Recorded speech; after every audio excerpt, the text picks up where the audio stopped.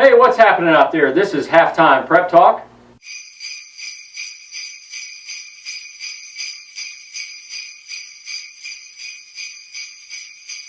The Christmas edition.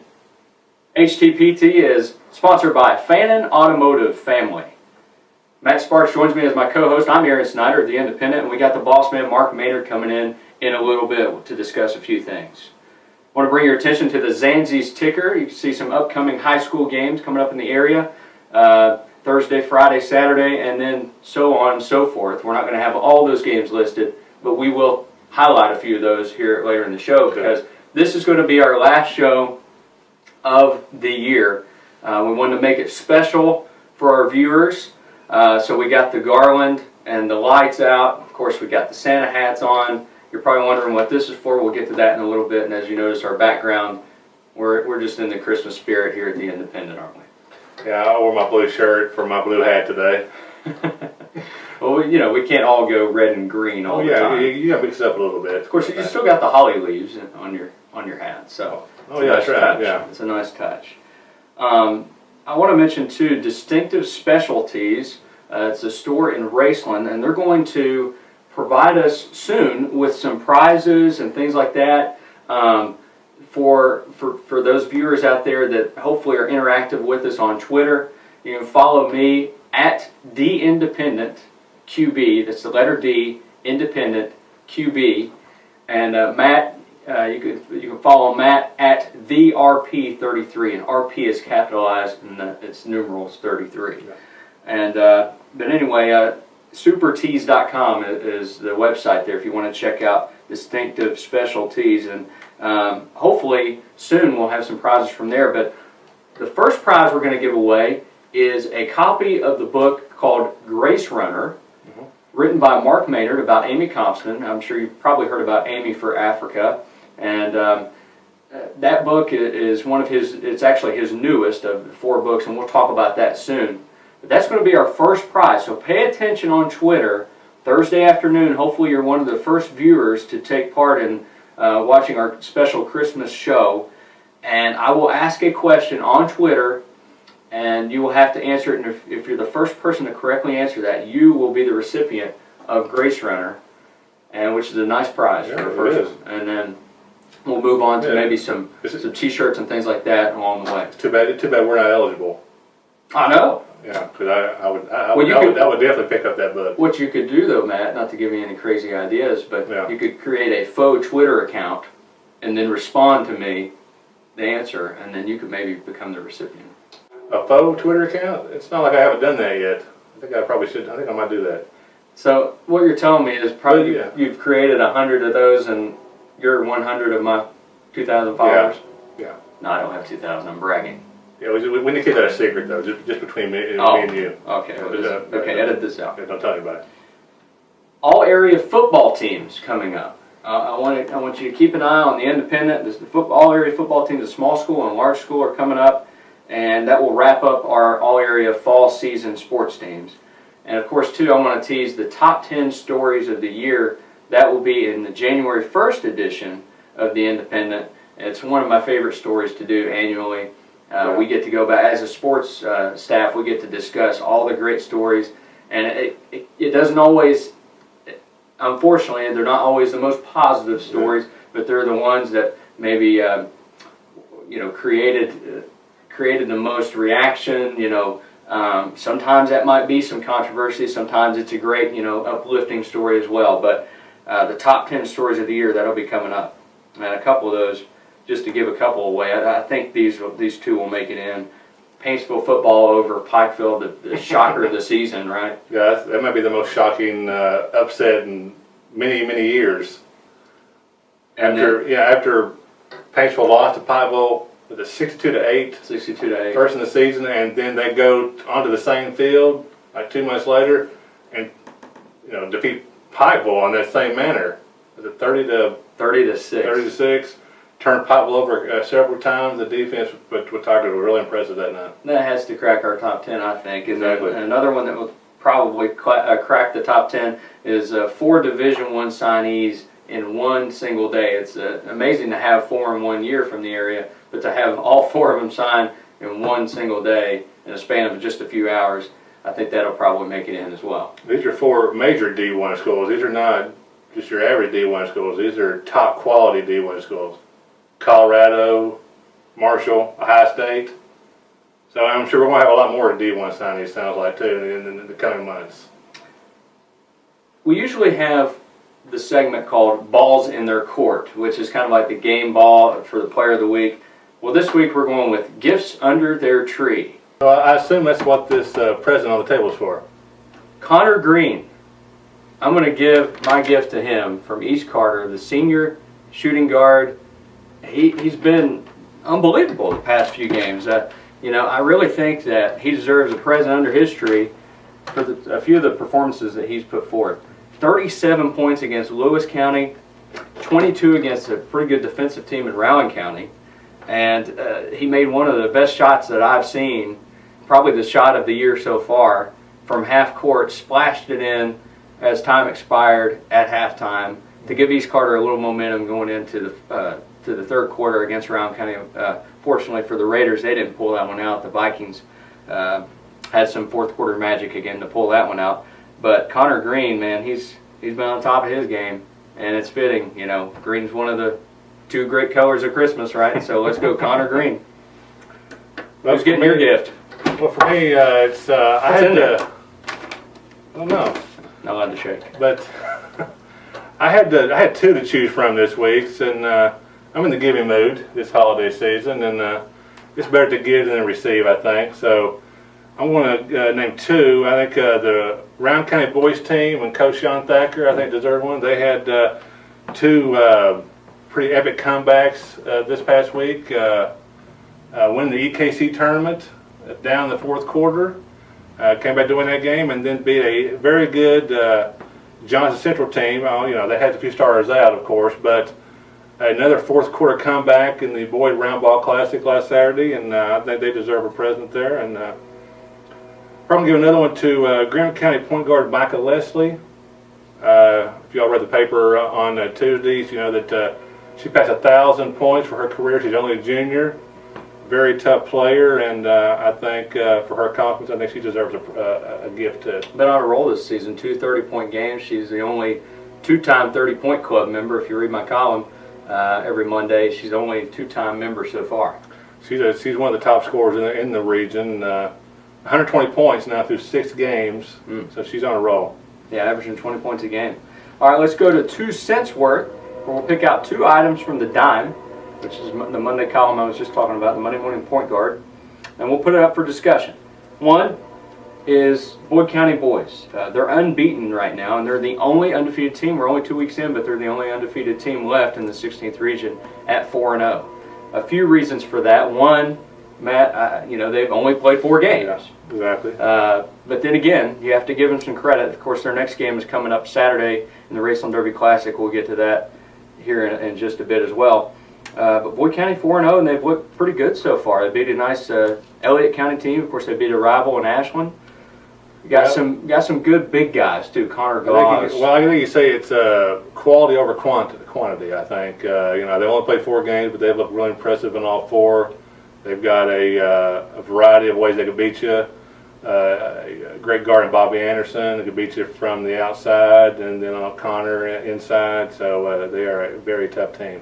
What I like about Bobby Anderson too is he's so unselfish, but he has that explosiveness in him too. He can score 30 points in a game, as he did earlier this season, and then the next game he could score 6, as he did. He scored 30 and then 6 points, and it doesn't matter to him. And it seems like that attitude is a reflection of that team. A lot of guys have that mindset, it seems like, and that's probably going to help them in the long run. Yeah. Doesn't matter who gets the glory, who gets the big numbers in the stat line. As long as they get the W, Boyd County seems pretty happy. But they got some tough tests coming up over the holidays. Like you said, we'll talk about that later. But the Derby Classic, their first round matchup, is a Pikeville team that also played in the Round Ball Classic. Looks very, very tough. That first round game would be a telling tale of who wins the Derby Classic. And then they're in the AIT, and there's never an easy matchup in the AIT. So. Boyd County, though, I like the way they shoot it from long range. They can really throw it in from downtown. They had 10 three-pointers against Wheelersburg, and of course they hammered Rose Hill on Monday. So Boyd County's on a roll to start the season. Second item up for discussion is East Carter's Hager Easterling has some interesting comments talking to Matt the other night. Matt, fill us in on that. Well, I think Hager is probably one of my favorite coaches of the region. He never holds anything back. He tells you exactly what he thinks and what he feels. And he has a good interview. He is. And he's very confident in his girls right now. They played a top 10 team in the Boyd County Round Ball Classic in Franklin County. A very tough team, and they held their own. They had a lead for some of that game and battled to the very end, only lost by 4. And he told me after the game that he gave all the credit to Franklin County, but he also thinks his team is very good. And he thinks his team is a top 10 team. He said he really does. I mean, you can tell that he really meant that. And he also said Ashland is a top 10 team as well. So the basketball in the girls' season region is very tough. Oh, yeah. Especially this year. It seemed like it's been that way for several years. But this year especially, I think there's some pretty good matchups here coming up in the upcoming months. Yeah, it's hard to really decipher who's better. You have some different strengths for each team, I think. Mm-hmm. Lewis County has a great inside-out combination. Boyd County is young, but they're pretty deep and talented overall. Yeah. Ashland's not deep, but they've got 4 borderline Division I caliber players. Exactly. Some of them are already going D1, and some of them, and the others I think have a future in Division I basketball. But outside of those 4, it's kind of thin. And then East Carter, again, they're pretty deep as well. The thing that concerned me about East Carter going into the season was who's going to score when you need a basket. Mm-hmm. And I think they've proven so far that that's not going to be an issue. Between Krista Mayo, who has an improved stroke, and then Haley Hall, who is much improved in scoring-wise. Of course, she can put up points in bunches, and then she might have a quiet night or two, but she's been more consistent this year. And then Megan Stickler's a good senior leader, and you got Kelsey Stumbo too. You throw in those 4 teams right there, and then guys on the outside or teams on the outside, Russell and Bath County even with Sarah Price back. She's not hurt anymore. Yeah. It's going to be a fun season in girls basketball. So I agree with Hager. I think we probably have 2 top 10 teams in the state from the 16th region. I think we do too. And I think it might stay that way the whole season. I don't know who those 2 teams will be at the end of the year, but the 16th region may very well have 2 top 10 teams at the end of the year. Okay, we're going to bring in Mark Maynard, so we got to be on our best behavior, Matt. Yes. And we're going to bring him in from the North Pole and see what kind of. Will he be wearing a Santa hat too? I'm not sure if he's wearing a Santa hat. He has a tendency to surprise. He likes a flair for the dramatic. That's what he has. So Mark Maynard coming in just a minute. All right, bringing in Mark Maynard, the editor of The Independent and the boss man, we call him, for the 3-point shot. And our 3-point shot this year, I thought it was perfect to bring Mark in. He's got the long-range stroke. He's been here a long time. I have. And he covered a lot of Ashland Invitational tournaments, and that's one of the 3 tournaments we'll mention. The 3-point shot first coming up, though, is December 20th through 22nd. It's the Raceland Derby Classic over Raceland Worthington High School. It's an 18 field. It's a 3-day tournament, the 20th, 21st, and 22nd. Matt, I know you'll be over there some. Boyd County Pikeville is the game that tips it all off. Looking and glancing at this bracket, a pretty decent field with some good local flavor in there. 4 local teams involved with Boyd, East Carter, Russell, and Raceland. All tips off the 20th, which is Saturday at 3 o'clock. Matt, what's your initial thoughts on this tournament? This is always a top tournament. I mean, Raceland does a great job of getting teams in from all over. I think you look at that first game. That's probably maybe the game of the day there. I think maybe the winner of that game will probably champion. I think Boyd Pikeville. Pikeville coming off a nice win over Ashland recently in the Round Ball Classic, beat them I think by about 20 points. Ashland's been struggling a little bit, Mark. It's kind of been tough to see for those guys starting out 0-5 this year. Their worst start since 1954-55 season. looking at history, it's an uncomfortable situation for them right now, isn't it? It absolutely is. You know, they never start off like this, and you know, they're young, and they lost, you know, a couple guys, lost Thornton, I know, to transfer, and it's been tough for them to overcome that. And you know, the more losses start when you start a season like that, the more that monkey gets heavier on your back. And you know, I know we're going to be talking about the AIT shortly here, but that's you know, that's important to them. That's important to the community. So that's going to be a big deal for them that week as they go into that tournament. Yeah, that is going to be December 27th through 29th, and Ashland hasn't won that tournament since 2001.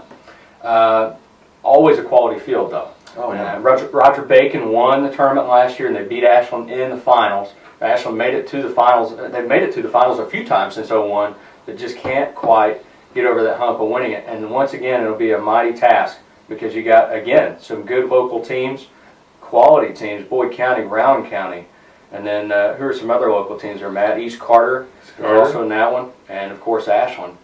And then coming in from out of town, Dunbar, Muhlenberg County, Holy Cross, and Dixie Heights. It's a good field.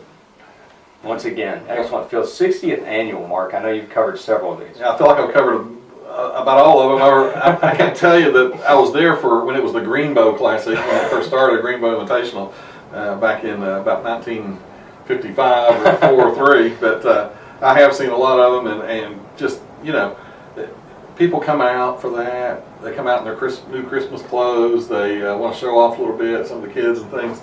And a lot of alumni come back, and I think that's kind of why it's kind of important for, you know, for the Tomcats as a team. And you know, it used to be, Aaron, when they and Matt, when they had the tournament, it was single elimination. Yeah. So that first game was like, you better not lose that first game. Right. You know, I remember Mike Flynn always saying, former Tomcat coach, the 2 most important games in the season are the first game of the AIT and the first game of the district tournament. You know, you don't want to lose those games. But now, of course, you know, you can play longer, but you know, you have to play in the afternoon. You're not under the spotlight like you would be if you won. Yeah. So Ashland's got a tough road there. You know, Roger Bacon, I know, won last year. It used to be that the AIT invited only Kentucky teams. Right. I mean, for years and years. In fact, that's something that has just changed recently. And I think a lot of it's because there's so many tournaments, you know, as you're seeing here. But you know, Raceland's done a great job of putting that Derby Classic together, and it is becoming kind of a pre-AIT kind of tournament. I'm not saying it's any less important. It just always happens right before that, Yeah. and I think it's a tournament people are really starting to look forward to. They've always built it around local too. Exactly. That one kind of leads into Christmas, and you get to spend time with your family, take a nice break, and then the AIT always leads into the New Year's. It's a nice way to close out the season. It really close out is. the year, I mean. It really is. But you know, I can't stress the importance that the AIT is to Ashland, and even this year too. And I know they're down, and you know, they may struggle in the AIT. I don't know. But Holy Cross is not an easy first round opponent. Absolutely not. There's no easy first round games there. I don't think I'd want to pick any of those. I'm afraid Ashland might be the easy game. Well, you know, in the field, really. Yeah. When you look at the field, it's a really good, really strong field. And you know, it used to be they didn't have quite so many local teams in it. You know, it was such a big deal for a local team to get in it. You know, I can remember those days too. You know, covering it over the years. But you know, it was always one of my favorite things to cover here. Because there was always a big crowd there, a lot of excitement, and you know, people played hard. They play harder when you get a big crowd in front of you. You know, people cheering, and it's important. It really is. Yeah, and it's one of the few tournaments where we try to cover every single game. Sometimes it's a little tough, especially if there are 2 maybe non-local teams matched up. We still get a little bit of information on. We get information on every game, but it's one of the few tournaments that. We try to be there for each one of the games, and you know, as the years gone on, the staff's gotten smaller. Makes it a little tougher, but we will definitely attempt it once again. And you know, you mentioned Kentucky. You know how it used to just include Kentucky teams. It's still, I think, considered one of the premier tournaments in the state. It's definitely one of the longest running. It was the premier tournament, and you know how it got started there, and it was actually the editor of the Independent. Sports editor John McGill. Okay. And he was kind of a Barnum and Bailey kind of guy. I mean, he always was doing different events and things like that. And he got the teams involved in this Greenbow Invitational is what they call it. They played down at the Armory, and and had great tournaments, you know. And I can't remember when it switched over to actually being called the AIT, but that's its history, you know. So we have a little heritage to uphold there, and I know every year we give away the first place trophy in the AIT, and that's one of the reasons I've tried to keep us doing that, because I think it's important. That we support that. We started it. So. And another thing too is becoming a staple is the Distinguished Tomcat Award that's usually handed out. Yeah, and this year it's going to Herb Alban, and Herb is a long-time Tomcat fan. I think Herb is 95 or 96 years old. Wow. And his son played for the Tomcats back in the 60s, Dave. And he's a great guy. He is still sharp as a tack, and he was quite an athlete himself in the day. Mm-hmm. He played baseball in the St. Louis Cardinals organization. I don't know how high he made it up, but he was quite the player. He remembers the Waterloo Wonders too, if that tells you anything. Waterloo Wonders. So great team in Ohio. Google that. Google that. You'll like that. Got a couple books out. And the third tournament coming up this holiday season around here, anyway, is the Stoltz Pharmacy Holiday Classic at Greenup County High School, December 29th through the 31st. So definitely ringing in the new year. New Year's Eve, one of these 8 teams is going to celebrate a tournament victory. And Greenup County, Menifee County, Morgan, Allen Central, Nicholas County, Elliott County, West Carter, and Robertson County is the field. And it all tips off on December 29th at 1:30. Matt, I know you covered this one last year. Who was the champion last year, Matt? Woodford County, out of the Lexington area there, beat Elliott County. Pretty close game. I remember Woodford County had 3 really solid guards, and Elliott County just had no answer for them. But that's a great tournament. Spent 3 lovely days in the greenhouse last year. You know, Didn't melt, did you? Yeah. Well, I think I watched all 12 games. I think so. I look forward to doing that again this year. Marathon, man. Yeah. So that's a great tournament too. That's one thing Coach Tackett told me that's what he wanted to do when it came to Green. He wanted Green to have a holiday tournament as well. Kind of, have it make their own little mark on the holiday season. It's a great tournament too, and a great venue for a tournament too. The greenhouse, very holds a lot of people. Oh yeah, sure. Great place. Holds more than 4,000 people in there, and I'm sure that hopefully, for Coach Tackett and Green County's sake, hopefully they'll fill most of that up around that time. And Elliott County, you mentioned them, they're back in the field. They're runner-up last year. They don't have Woodford County to deal with this year, so maybe Elliott County can come back and be on a mission and to win it this year. They're pretty solid. They returned most of the key pieces from last year's team. So, and we failed to mention earlier that the Derby Classic defending champions, East Carter, and they're back in that field. So East Carter and Boyd County are playing back-to-back in their Derby Classic and the AIT, aren't they? Oh, yeah. So East Carter beat Lawrence in the Derby Classic last year in the 2013. That's a lot of games for those teams. Absolutely it is. And I know Coach Baker for East Carter and Coach Anderson for Boyd County are hoping for a Merry Christmas. Maybe they can have a couple championships surrounding bookending Christmas this year. Mark, speaking of books, we'll go on to your books. You've written how many now? You're up to 4. Up to 4. In the midst of number 5. Number 5. With and you're working on number 6 too, aren't you? Yeah, I'm working on 2 at once right now. Yeah. That's a little bit of a juggle. Yeah. It's become kind of a hobby of mine, to be honest with you. I'm trying to write 1 a year, so I figure if I live to be 100, I'll have quite a collection. Absolutely. If I can do that. But anyway, it is a lot of fun. It's very, writing's always been very therapeutic to me. I mean, you're not going to make a fortune writing books unless you're, Patterson, unless you're one of the big name guys, and I'm not for sure. But around here you are. Around here, okay, yeah, it's kind of junior celebrity. But I have had a good time writing about them, and I like to write about local people and local sports, local history, and sports as history ties into it as well. Let's run through the 4 that you got, and I know if anybody's like me and just now brainstorming Christmas ideas, Christmas gift ideas, that is, they might want to just run down here and purchase a couple Mark Maynard books. Let's talk about your very first one, Mark My Words. Yeah, the first one was Mark My Words, and it's a collection of columns I've written over 35 years of being in the newspaper here. And these are just like they were in the newspapers. I did fix a few errors here and there, but they pretty much are how they were written to be in the newspaper. And And it's it's about a 400-page book, pictures.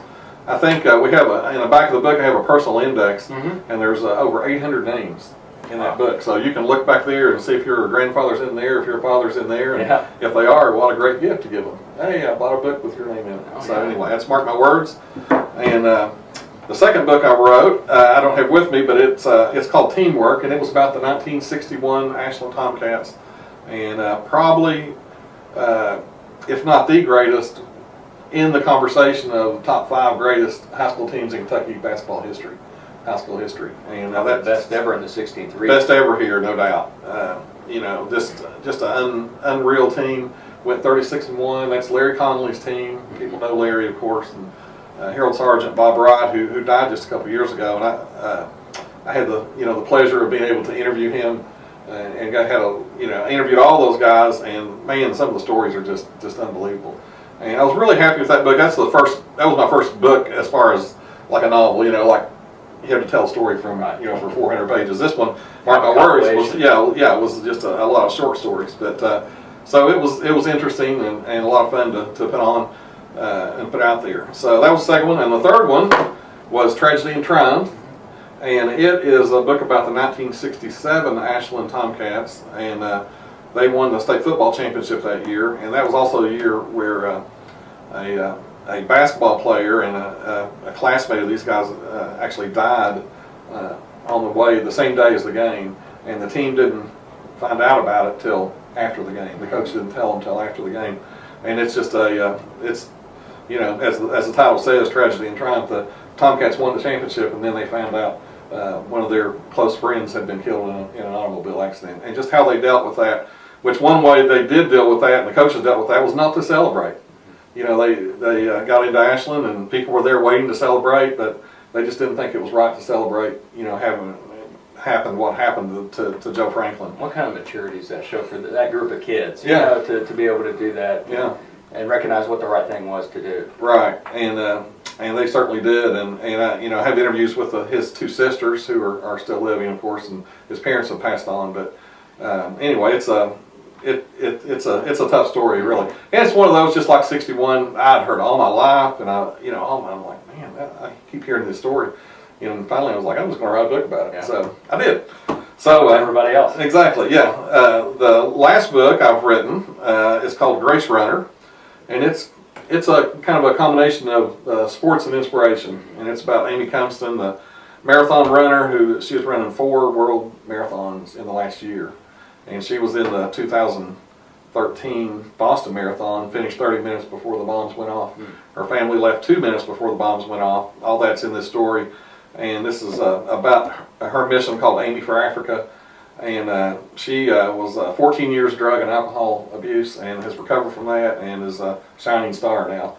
So that's the book called Grace Runner.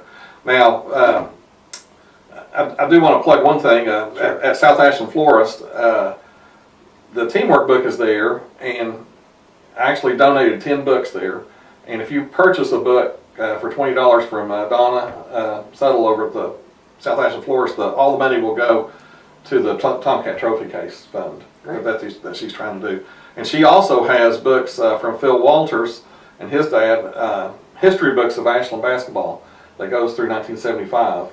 And they're selling those for $20 with the same caveat there that the money will be given to the foundation to help raise money for that. So anyway, that's where we're at on that. And anyway, if anybody wants one, I have books down here. If anybody'd like to have one, Ashland Sporting Goods carries my books. Jesse Stewart Foundation also. So any of those places, they can pick one up. Fantastic. Any last minute Christmas gift ideas? Just come on down. Fits right in a stocking. Fits in a stocking. You don't even have to wrap it, just drop it in. Exactly. The last couple there, as you mentioned, Grace Runner there, Amy Compston, what a testimony she has. And then as well as Tragedy and Triumph. Look at those books. Nice covers, designed by Adam Van Kirk of Right Eye Graphics. He does a nice job with that, doesn't he? Yeah, he's my right hand man. Yeah. And of course our lead designer here as well. So he's very talented, and yeah, he's done a great job on those books, and I appreciate him. Mark, we appreciate you. It's a pleasure working for you as always, and a pleasure talking to you here on the set. It's a little different for us, and A lot of fun though. Oh, I like this TV stuff, Yeah. especially with the reindeer. Oh, I know you. Yeah. I mean, you know, I think Mark wins the costume competition. just with screams it. Christmas, doesn't it? Merry Christmas to you guys. You all do a great job, and I know you're going to be busy counting jump shots and rebounds and fouls and turnovers. But I remember those days, and I'll tell you what, that was some great times. It really was. I hope to be over with AIT. I know Herb Alden very well, and I definitely hope to be over that first night when they recognize him as a distinguished Tomcat. Very well That'd deserved. be a great moment. Very well deserved. All right, Mark. Thanks a lot. All right, before we get to HTPT's 2 for the Road, we have some breaking news. Matt Sparks, sadly, is retiring from fantasy football. He had a good run. Yes, it's very sad. I don't know, you played fantasy about as long as I have. It just seems like anymore, I'm just don't enjoy watching football on Sundays anymore. You know, I'm always worried about who scored a touchdown, who's got this many yards, and case in point, you know, we're both Bengals fans, huge Bengals fans, and I have a Steelers receiver on my team. Oh, that's rough. That's why I never hard. draft Steelers. That's Well, you know, number one. I always do what's best for my team, though. You know. I guess that's why I'm 6 and 7. But you know, and then he had a rather large touchdown pass against the Bengals last weekend, if you remember. So I'm thinking that was a great play, but it's a Steelers. It's the Steelers who made that, and I can't really do anything. You know, inside I'm going, you know, that was nice. Yeah, because you're in the playoffs. Yeah, I'm in the playoffs, of course. You know, and I advanced in the playoffs last week before falling this week. But you know, I hate to root for anything with the Steelers. With fantasy football, it's kind of like golf for me. I'm not very good overall. Yeah. But there's always that one team or that one week that keeps me coming back. Just like in golf, that one shot, I'll make out of, 90 or so. Yeah. That keeps me coming back. So, you know, just to give you an example of that, what's going to keep me back for next year, yes, I'm coming back next season. Yeah. In my ESPN league, Yes. which I'll just say I have more at stake in that league. Yes. I had the second lowest scoring team out of 12. And I made it to the championship game and lost. But still, Well, second place isn't bad. You know, I retired. You know, we had a press conference like yesterday, and it was pretty sad. And will we air that live? Or, well, we won't air it live, but will we air that on the Independent? Well, I guess we have to talk to Mark about I'm that. gonna put it on YouTube or something like that. It'd be nice. But you know, I'll be like Jordan. You know, there's always a chance. Yeah, because you're going to down the road. You don't have 6 rings though. No. You got 1 or 2. I got 3. You're like Vlade Divac. All right, 2 for the road. Matt first. Well, we're going back to football. I know that football is we're still in the professional season Hey, here. we got the bowl games coming up. You know, and of course, we're not Browns fans either. Of course, you know, we can't do that. We can't say that. But if it's Brown, flush it down. Watching the Browns Bengals game Sunday at you know, not a big Johnny Manziel fan. I think his ego is just way too big. But I think the beat down that the Bengals put on him on Sunday might humble him a bit. I think that he mentioned that in his Monday press conference that it was very humbling just to go through that experience. You know, now he's come down to earth a little bit, and maybe now he'll see that. Now, the NFL, there's a lot more speed in the NFL than there is. Even though he played in the SEC in college, there's a ton of more speed in the NFL, and he can't do a lot of stuff that he did in college. Right. I mean, it's not like, he played in the SEC, but it's not like every SEC player goes to the NFL either. Yeah. But I have to call out my Bengals players, too. I think they went a little too far with the mocking the money sign. Well, Mal Lucas certainly did. Well, he drew a flag and almost cost his team. Yeah. So, but you saw that, and I think I saw Pat Jones wait till he went to the sideline before he did it, the last time. But you know, that could stick with the guy. You know, if it was me and I was playing, that would stick with me for a while. You know, and Manziel will improve. I mean, he's talented enough that he will improve, and he'll remember that game. That'll be in his brain for a while, and he could use that to burn the Bengals later on. So don't always. A little trash talking is good, but some you go over the line and that could burn you later on. From one rivalry to the next, Exactly. Bengals Browns to Kentucky Louisville basketball. Since this is our last show of the year, I have to mention the Wildcats and Cardinals currently undefeated right now. We'll see if they both are still come December 27th, which you'll be in attendance for at Louisville. First true road game for the Wildcats this season. Yes. I think people that are getting all excited about Kentucky basketball have forgotten that one detail, because you never know when you get on the road, especially when you get to the conference, but also especially in a rivalry game, what can happen. I'm not going to say Louisville's going to beat Kentucky. I think Kentucky has the potential to win every game this season. But the thing about the Cats is, every time Pitino game plans against them, it is one of the most physical, rough, ugly games, it seems like, of the season. And if Kentucky can win ugly games, which they have shown that they can, but if they can win ugly games against really top-tier opponent like Louisville, then I think that'll really be a boost for them going the rest of the way. But we'll see how they handle the press. When Tyler Ulis comes in, small guard, he's been a pesky guard on defense. He's been really tremendous offensively, but he hasn't faced a defense such as Louisville's either. We'll see how he does and handles that. And how Louisville is. They're going to try their best to limit the touches from all Kentucky's big guys. So they'll try to harass the guards out there, and that's I'm certain that'll be their game plan, because if the ball ends up in the hands of Johnson and Cauley-Stein and Towns and Lyles even, good things will probably happen for Kentucky. Yeah, I think it all comes down to guard play too. If they can beat the full court press and attack, get easy buckets, I think it's going to be in Kentucky's favor. I don't think they're going to miss Poitras on the defensive side. He was key against Louisville last year. Poitras was. Montrezl Harrell is a handful down low.